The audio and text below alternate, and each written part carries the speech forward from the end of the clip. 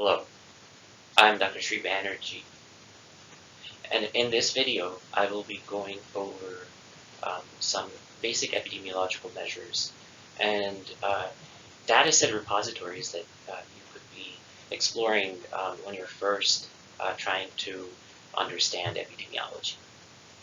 So for starters, epidemiological measures are comprised of counts versus rates. But it's important to understand the basic difference between a count and a rate. And I think one such example that is at the forefront, of course, is the number of cases of COVID. During the pandemic, it was very important to understand, even at a local level, the absolute counts of cases, but not only cases, but also deaths.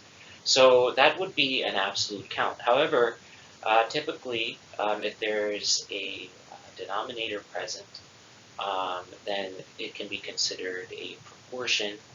And then another type of measure is a ratio. So there's all different types of measures, which is worth trying to think about and understand better.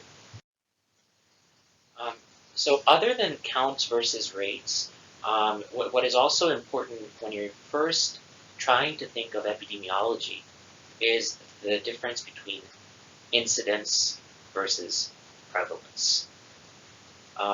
Oftentimes, when you're trying to think about what each of these are, it requires the use of an analogy to try to better depict this concept.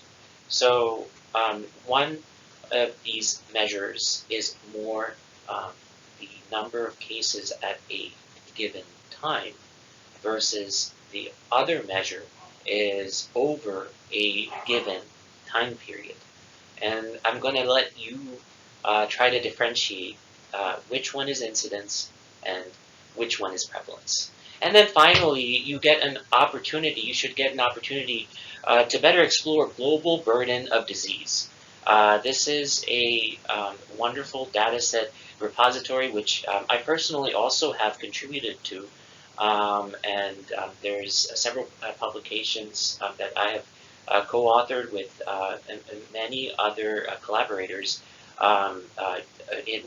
within other countries to create some research studies. So I encourage you to go over some of these, looking at chronic diseases and some of the connections between chronic diseases and other risk factors. If this is your first time looking at a global data set, take a moment to appreciate all of the wonderful components that really are a part of a global data set. So these are the key highlights when you're first trying to understand some of the basic facets of epidemiology. Thank you for listening.